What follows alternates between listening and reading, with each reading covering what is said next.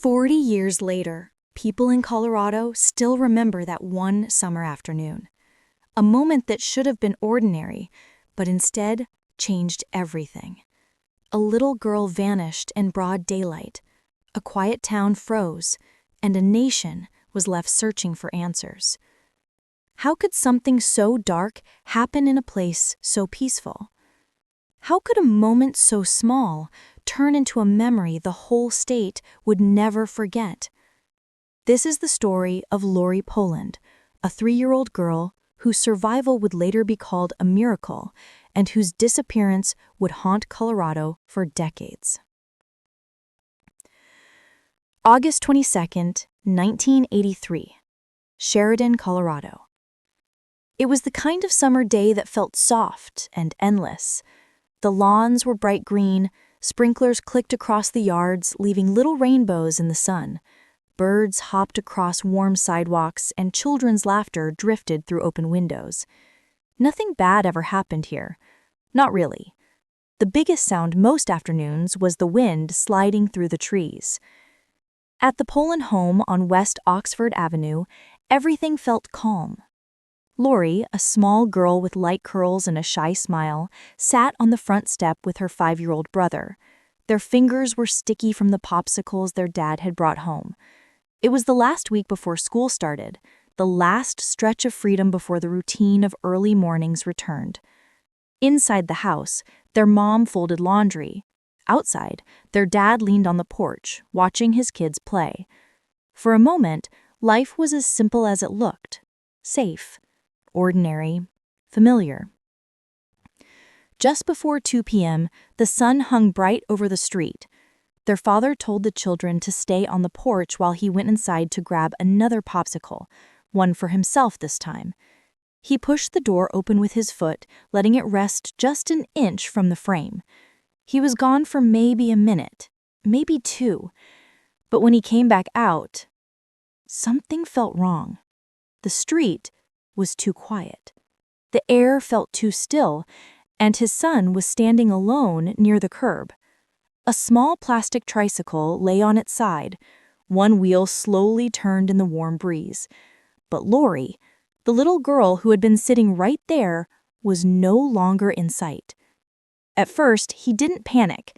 Kids wander. Maybe she'd gone inside. Maybe she was hiding behind the bushes in one of their small games. He called her name gently at first, then louder and louder. No answer. He checked the side of the house, the yard, the space behind the hedges. Each empty spot pushed his heartbeat faster, heavier, until panic finally broke through the calm. He ran down the driveway shouting her name. The sound echoed down the street, bouncing off the quiet houses. Still nothing. By now, Lorie's mother had stepped outside, sensing the fear in her husband's voice. Her eyes found the tricycle first, and then the empty space where her daughter should have been. Her voice cracked as she called Lorie's name. Neighbors heard the shouts and came running. Someone grabbed a flashlight, even though it was still daylight. Someone else said they might have heard a little girl laugh near the street a few minutes ago, but they weren't sure. The search began instantly. Parents opened their doors, teenagers ran down sidewalks, people checked every yard, every alley, every space where a child might hide. But the minutes passed with no sign of her, not a footprint, not a sound. Someone finally called the police. When the first officers arrived, Lorie's father was shaking as he tried to explain what had happened. He kept saying, "I was right here. She was right here." The officer kept his voice calm, but his eyes were already scanning the street. He radioed for backup. Within half an hour, patrol cars lined the entire block. Officers knocked on every door. They asked every neighbor the same urgent questions. Did you see a little girl? Did you see a car stop here? Did you see anyone unusual? Most people said no. A few mentioned hearing a car door close. Someone thought they saw a vehicle slowing down near the corner a few minutes earlier, but they weren't sure. As the sun dipped lower, the search widened. Dozens of volunteers joined the officers. They walked shoulder to shoulder through yards, down the alleys, and into nearby fields. A helicopter circled above with the searchlight, painting long white paths across roofs and backyards. By evening, Lorie's preschool photo appeared on the local news, her small pink dress, round cheeks, and soft smile staring back at every viewer. People across Colorado felt the same cold ache. Night fell, and fear settled in. Lorie's parents sat on the porch steps surrounded by neighbors and officers. Her mother clutched one of Lorie's stuffed toys against her chest, as if she could hold her daughter through it. The once friendly street now carried only the cold sounds of police radios and hurried footsteps. Search dogs arrived after dark. The handlers guided them along the sidewalk toward the curb where the tricycle had fallen. The dogs sniffed, circled, moved a few yards, then stopped. The trail didn't fade. It just ended, as though the little girl had disappeared into thin air. By midnight, the town of Sheridan was awake. Strangers arrived with flashlights and coffees. People who had never met Lorie searched as if she were their own child. They called her name into fields and alleys, each shout growing softer as hope grew thinner. But the night answered with silence. Inside the Poland house, Lorie's parents didn't sleep. They sat by the front window, staring at the street, at the grass, at the tricycle, waiting for something, anything, to change, waiting for footsteps, waiting for a shadow at the door, waiting for a miracle. But nothing came. By dawn, the search command center was set up on the corner. Maps were spread out across tables, clipboards were filled with names. Officers marked every place searched, every lead, every unconfirmed detail. Dogs picked up a faint scent again near the sidewalk, and then lost it the very next moment. No footprints, no fibers, no sign of struggle.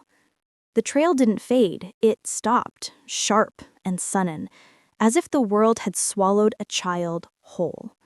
Through the morning and into the next day, officers knocked on more doors. Did you see anyone? Did you hear a car? Did anyone stop near this street? Every answer was the same. No. Nothing. No one.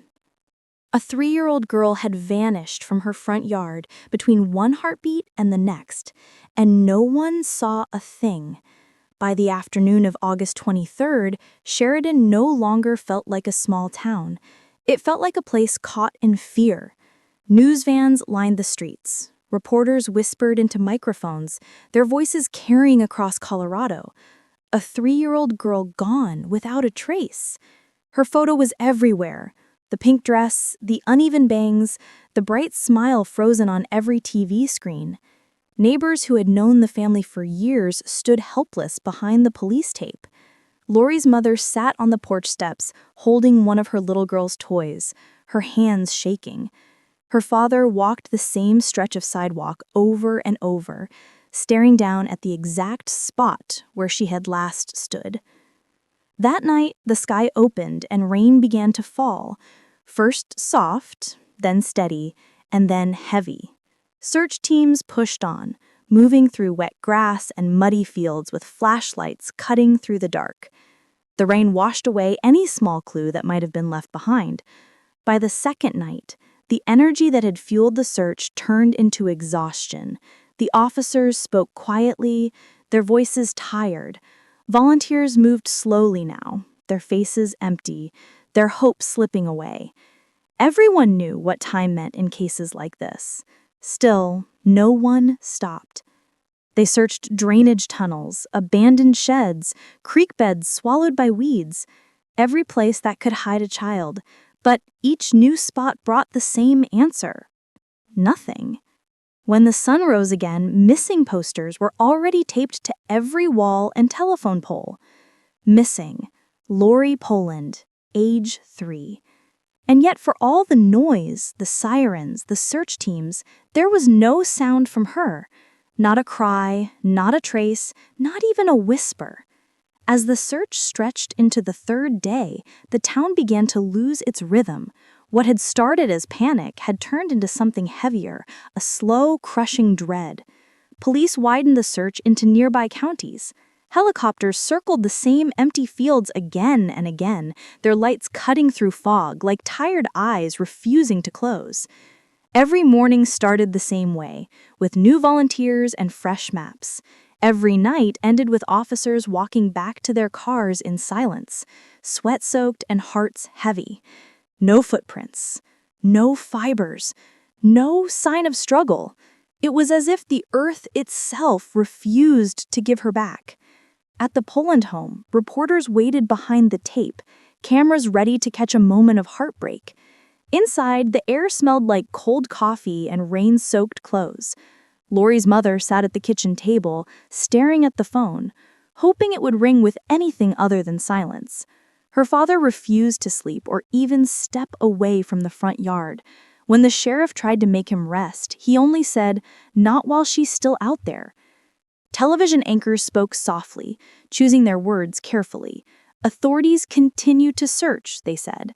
But with each hour, hope fades. Those words echoed across living rooms and made parents everywhere tighten their hold on their children. Front doors stayed locked, curtains stayed closed. The sound of kids playing disappeared from the streets. Sheridan no longer felt like home. By the fourth night, the command post was nearly silent. Maps covered in red circles told the same story. No leads left. The rain had washed away every bit of scent the dogs had traced. Officers no longer said tomorrow will be different. Even they couldn't pretend anymore. The next morning, a candlelight vigil formed outside the Poland house. Dozens of neighbors gathered under gray skies, candles flickering in the wind. Someone whispered a prayer. Someone else whispered Lorie's name. Her mother stepped outside with a candle in her hand, her face pale and tired. "We just want her home," she said, and her voice broke. No one knew how to answer her. The only sound was the soft hiss of rain hitting the street. When the crowd left, the street returned to silence. Patrol cars sat a few minutes longer, then pulled away one by one. Their lights faded into the mist. Sheridan became a quiet, waiting town, a place holding its breath. By the fifth day, only a small group of officers and volunteers still searched. The command post was being packed up. The sheriff told reporters the ground search would soon scale down. No one wanted to say what that really meant. After 5 long days, survival was a word that felt almost impossible to speak. The posters still clung to every pole, rain-stained and curling at the edges. The photo of the smiling girl was now smudged with dirt and water. People crossed the street when they passed the Poland home, not out of unkindness, but out of fear, as if tragedy might follow them home if they walked too close. Inside the house, everything moved in slow motion. They ate without tasting, spoke without hearing, and waited without hope. The phone rang nonstop, but nothing mattered. Nothing brought answers. Then, on August 27th, everything changed. The call didn't come to Sheridan. It came to a ranger station nearly 40 miles away, near the edge of the mountains outside Denver. A couple had been hiking along an old service road. They stopped near a weathered wooden outhouse, one of those old roadside structures barely used anymore. The husband, a birdwatcher, walked towards it when he heard something faint, a soft sound, almost lost in the wind. At first, he thought it was an animal beneath the boards. He leaned closer. The sound came again, thin, weak, human. He knelt down and called out, "Hello." His voice echoed into the dark pit below the structure. The answer rose back up toward him, a small, strained voice, 2 words that froze him in place. "Help me." He stumbled back, shouting for his wife. They leaned over the opening. The smell hit them first, the sour, chemical heat rising from a deep, dark pit almost 15 feet down. When they pointed their flashlight inside, the beam caught something moving, something pale, a hand, a face. The wife gasped and covered her mouth. The man ran to their car and used his CB radio to call the nearest ranger station. Within minutes, the area was flooding with forest rangers, deputies, and firefighters. No one dared to believe what they hoped, but the voice didn't stop. It kept calling, weak but alive. A firefighter was lowered into the dark pit with a rope harness. Minutes later, his trembling voice echoed upward. "It's a child. She's alive." When he came back up, he was holding a small, fragile body wrapped in a filthy towel. The girl was barely conscious, her skin pale, her hair tangled, her clothes shredded. One of the paramedics recognized her immediately from the posters. "It's Lorie," he said softly, and everyone around him froze. She was rushed to a hospital in Denver with sirens clearing the road. Doctors feared she wouldn't make it through the night. Her temperature was dangerously low, her legs swollen from chemical burns, and her tiny body fighting to stay alive. She had not eaten or had a sip of water in nearly 4 days, yet somehow she held on. When nurses tried talking to her, she barely reacted. Her eyes followed every small movement, but she didn't cry. When they asked what had happened, she whispered pieces of a story: a man, a car, the dark, but most of her words came out broken, like a dream a child cannot fully explain. Her parents were notified an hour after she was rescued. Her father fell to his knees when he heard the words, "She's alive." He didn't believe it until he saw her himself, tiny and pale, wrapped in bandages, machines humming softly at her bedside. Her mother did not leave the room. She sat there for more than 12 hours straight, holding her daughter's hand even when doctors begged her to rest. News of the rescue spread faster than the news of her disappearance. By evening, reporters stood outside the hospital in the rain, cameras pointed at the doors. People across the country watched the story unfold live. A missing 3-year-old found after 4 days underground. Inside the hospital felt like a different world. Nurses spoke in soft tones. Doctors moved carefully around her. There was a weight in the air, the kind that comes only when something impossible has happened. Later that night, when Lorie finally woke up properly, she looked confused. Her throat was dry. When a general nurse told her she was safe now, she blinked slowly, as if unsure she believed it. Then she whispered the same words the hikers had heard coming from the pit. "I live here now." The room fell silent. A child's mind had tried to make a home out of darkness because she had no other choice. The next morning, investigators went to the place where she had been found. They photographed everything: the old wooden structure, the rope marks from the rescue, the footprints near the edge. On the dirt road, they found faint tire tracks, washed out by rain but still visible enough to study.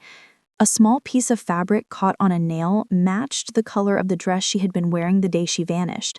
The pit itself told the truth. There was no way she had climbed down on her own. She had been put there. She survived by standing on a small mound of debris, just high enough to keep her head above the filth below. When the sheriff looked into the pit, he said quietly what everyone already knew: whoever did this never expected her to be found. Back inside the hospital, Lorie's condition was improving. Her fever dropped, her breathing evened out. When a nurse gently asked if she remembered the man who took her, she nodded. "He said he'd bring me candy," she whispered, and closed her eyes again.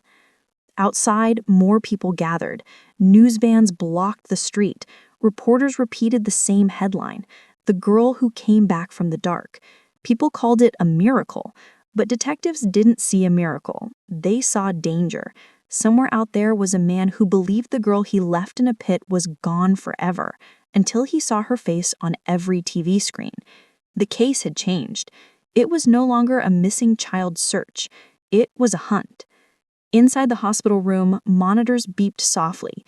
Detectives waited near the door, watching the small girl sleeping in the sheets. 4 days in a pit, they kept saying to themselves. 4 days alone with no food, no water, and no sunlight. No one could understand how she survived. When Lorie finally spoke again, her words were slow and fragile. She remembered a man, a car, the sound of gravel when the tires rolled. He had offered her candy. He told her he would take her to her father. Then there was darkness, a smell she couldn't describe, and then nothing. Detectives wrote everything down. She was only 3, but some details were clear. The car seat inside the car was orange. The inside smelled like metal. The man had a scratch on his cheek. The windows were down. It wasn't much, but it was enough to start. That evening, investigators returned to her neighborhood. Several neighbors remembered seeing a small orange car the day she vanished, an old, rust-colored sedan, something like a late 70s Datsun. One neighbor even remembered part of the plate, CR something. Detectives ran every orange Datsun registered within 50 miles. There were 27. They divided the list. They started knocking on doors. 3 days later, one name stood out. Robert Paul Thierrett, 21 years old, lived alone 8 miles from the Poland home. His neighbors described him as strange, but quiet. He drove an old orange Datsun, parked behind his duplex. Detectives arrived before sunrise. The car was there. On the back seat, they saw a few strands of blonde hair woven into the fabric. A warrant was issued. Inside the car, crime lab techs collected samples. Traces of blood, a torn thread matching the hem of Lorie's pink dress, and a small candy wrapper identical to the brand her father had bought the morning she vanished. When detectives confronted Thierrett, he didn't raise his voice. He said he had seen her walking alone and tried to help. He said he had driven her around looking for her parents. When they pushed harder, he changed the story. He said she panicked, so he let her out near a park. Then he said nothing more. When they showed him photos of the evidence, he barely reacted. He simply said, "People make mistakes. You're wasting your time." While he sat in the interrogation room, the lab confirmed everything. The blood in the car was hers, the hair matched, the fibers matched. Even the threads found under her fingernails matched the material in his car. When detectives showed him the full report, he looked down for a long moment. Then he smiled, a small, cold smile. "You can't prove what happened," he said. "You weren't there." Detectives ran every orange Datsun registered within 50 miles. There were 27. They divided the list. They started knocking on doors. 3 days later, one name stood out. Robert Paul Thierrett, 21 years old, lived alone 8 miles from the Poland home. His neighbors described him as strange but quiet. He drove an old orange Datsun, parked behind his duplex. Detectives arrived before sunrise. The car was there. On the back seat, they saw a few strands of blonde hair woven into the fabric. A warrant was issued. Inside the car, crime lab techs collected samples, traces of blood, a torn thread matching the hem of Lorie's pink dress, and a small candy wrapper identical to the brand her father had bought the morning she vanished. When detectives confronted Thierrett, he didn't raise his voice. He said he had seen her walking alone and tried to help. He said he had driven her around looking for her parents. When they pushed harder, he changed the story. He said she panicked, so he let her out near a park. Then he said nothing more. When they showed him photos of the evidence, he barely reacted. He simply said, "People make mistakes. You're wasting your time." While he sat in the interrogation room, the lab confirmed everything. The blood in the car was hers. The hair matched. The fibers matched. Even the threads found under her fingernails matched the material in his car. When detectives showed him the full report, he looked down for a long moment. Then he smiled. A small, cold smile. "You can't prove what happened," he said. "You weren't there." Those words stayed with the lead detective for years. At the hospital, Lorie was slowly recovering. When detectives showed her a set of photos, she stared at them for a long time. Then she pointed to one picture. "That's him," she said. It was Thierrett. The room went still. Even the nurses froze. The sheriff later confirmed to reporters that a suspect had been arrested. He said there was strong evidence, but he gave no details. The investigation was still moving, and everyone knew it wasn't over yet. The trial came later, but inside the interrogation room, everything changed the moment detectives confirmed Lorie had chosen his photo. Before that, he kept giving short answers, pretending he didn't understand the questions. But when detectives played the small recording of Lorie's tiny voice saying, "That's him," the room went still. He didn't confess. He didn't deny it either. He just leaned back in his chair and stared at the wall. After a long silence, he asked only one question. "Is she alive?" When detectives told him yes, his eyes didn't soften. There was no relief. Instead, something else passed across his face, something cold, almost annoyed. After that, he stopped speaking completely. The case moved fast. A grand jury charged him with kidnapping, assault, and trying to take a child's life. The evidence was strong, but the trial still dragged on for months. The defense argued he was misidentified. They argued the blood evidence was handled wrong. They argued he simply found Lorie wandering. Nobody believed that. Lorie's parents sat in the front row every single day, holding hands, saying nothing. When the photo of the deep, dark pit was shown, the place where her little girl had been left to fade away, several jurors looked away. Even seasoned officers shifted in their seats. The defense tried everything. They blamed confusion. They blamed mental illness. They blamed the system. But the prosecution kept repeating the one truth no one could escape. He had thrown a living child into a hole meant for waste and walked away. When Lorie was asked to recognize the man who hurt her, she pointed at him without hesitation. The entire courtroom froze. Her father later said it was the quietest moment of his entire life. In the end, the courtroom expected justice, real justice. But what came instead was a deal. To protect Lorie from testifying again, to stop her from reliving the nightmare, the district attorney accepted a plea bargain. He got 10 years. To the public, it felt impossibly small. To her family, it felt like nothing at all. No number could measure what he stole. Sheridan tried to return to normal, but normal never came back. The forest where she was found was closed. The old outhouse was destroyed. Parents kept their children closer now, always in sight, always in reach. Reporters filled the courtroom during those months, calling it the moment justice would finally be served. But instead, the trial became a storm of arguments.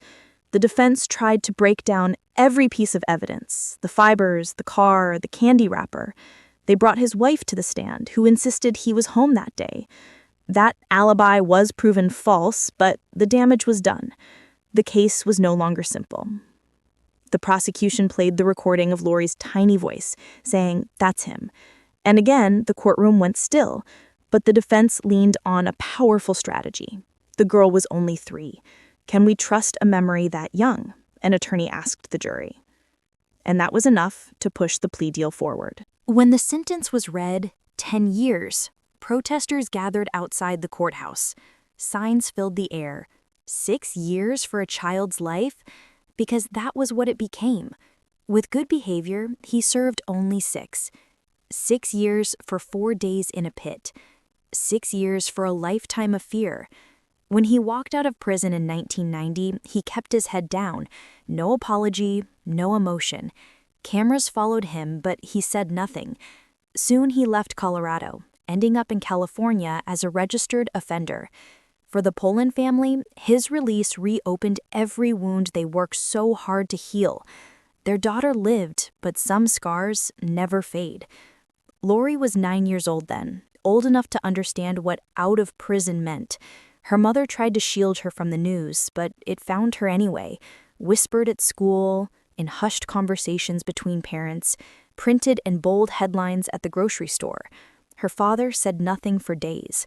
Then one evening, he went to the backyard and smashed the wooden fence with a hammer until his hands bled. Lorie remembered the sound more than the words, the rhythm of anger, the echo of something that would never fade. The public called it a failure of justice. For Lorie, it became something else entirely. It was a lesson in what justice really meant to her. Prison walls didn't hold the man who had hurt her. They only held an idea that punishment could ever make her whole, that 6 years could erase 4 days in a hole. She would later tell interviewers she never believed in closure. "There's no closing what doesn't end," she said quietly. "You just learn to live around it." And live she did. She grew older, studied psychology, and turned the questions that had haunted her inward. How does a child survive something that should have destroyed them? What does healing look like when the world has already decided your story is over? Those questions became her compass. As an adult, Lorie worked with survivors of abuse and neglect, helping them put words to pain that the courts could never name. She told them healing wasn't a verdict. It was a choice you made again and again. "I don't think of him anymore," she once said. "He had 6 years of my silence. He doesn't get the rest of my life." Still, every August, the memories returned. The sound of gravel, the smell of rain, the voice that told her to get into the car. Some nights she woke gasping, her body remembering what her mind had tried to forget. But morning always came. Standing up, that, she decided, was her victory. For the people of Sheridan, the case remained a scar, a reminder that evil could wear an ordinary face, drive an ordinary car, and still walk free. Parents held their children closer. The woods where she'd been found were closed for years. Yet out of that darkness came something larger: conversations about child safety, survivor advocacy, and the limits of the law. If the system had failed her, Lorie refused to. Years later, when asked what justice meant to her, she smiled, not bitterly, but with the calm of someone who had learned to live inside her own story. "Justice," she said, "isn't about what happens to him. It's about what I do with what he left behind." She looked out the window of her office, sunlight catching the faint scar on her leg. It's about living. That's the only verdict that matters. For most of her life, Lorie lived with ghosts, not in houses, but in her mind. The smell of rot, the drip of water, the feeling of being small and unseen. Sometimes they came without warning, in an elevator, a closed bathroom, or when the lights flickered. The body remembers what the mind tries to bury. As a child, she was terrified of the dark. Lamps on, stuffed bear beside her, door open. At school, she flinched when someone walked too close behind. Teachers called it nervousness. Her parents called it caution. Lorie knew it was memory wearing the shape of instinct. Through adolescence, nightmares persisted. Not cinematic, no monsters, only the pit. Blackness, smell, endless waiting. She woke drenched in sweat, hands clutching sheets as if they were ropes. Therapy came early but felt like homework. Sessions helped her tell the facts. I was kidnapped, but not the feelings. I was afraid. By her late teens, she understood the paradox of survival. Everyone wanted her to be grateful for being alive, but no one asked what being alive felt like. Reporters asked about courage and miracles, not shame or guilt, not the strange burden of being the girl who lived. She ran from school, relationships, pretending the past was someone else's story. But trauma doesn't fade. It waits, patient and heavy, until you face it. That reckoning came in her 20s, volunteering with children in crisis. A little girl told her, "I feel like no one sees me." The word struck like lightning, because Lorie had been that child, unseen and unheard. That day, she decided to stop running. She returned to therapy, this time fully committed. She studied psychology, trauma, and slowly built a bridge between the child she had been and the woman she wanted to become. Healing, she realized, wasn't a straight line. It was a loop, a negotiation between memory and meaning. In her 30s, Lorie became a licensed therapist specializing in childhood trauma and resilience. Her office was quiet, sunlit, soft chairs, open windows, no dark corners, no locked doors. Safety, she told her clients, wasn't just a place. It was a feeling you rebuild. Her work grew. She co-founded the National Foundation to End Child Abuse and Neglect, aiming to change how the world saw abuse, not just as a crime, but a public health issue, leaving both visible and invisible scars. She spoke at universities, hospitals, conferences. Her story wasn't for sympathy. It was proof survival was possible, that brokenness was not the end. "I don't remember everything," she said, "but my body does, and that's enough to teach me compassion." In 2022, she published I Live Here Now, named for the words she had whispered as a child from the bottom of the pit. The book didn't dwell on the crime. It told of reclamation, learning to inhabit life again. I didn't say I die here now. I said I live here now. And somehow she did. The book quietly spread among survivors, therapists, classrooms, and support groups. Readers called it devastating and luminous, a story that didn't erase pain, but refused to let pain erase hope. Lorie became the voice she once needed, steady, patient, reminding others they mattered. You matter, she said. When you believe you matter, you can do impossible things. Those words became NCAN's unofficial motto, on banners, t-shirts, the website, but to Lorie, they were a quiet rebellion against the silence that once defined her. She still carried scars, physical, invisible, appearing in moments of panic or exhaustion. Healing didn't erase them, it marked the distance she'd traveled. Every August, she visited mountains west of Denver. Not the exact site, but enough to feel the air. She stood beneath the trees, closed her eyes, and let the silence wash over her. No longer frightening, it was hers. The man who hurt me thought he buried me, she told a reporter once.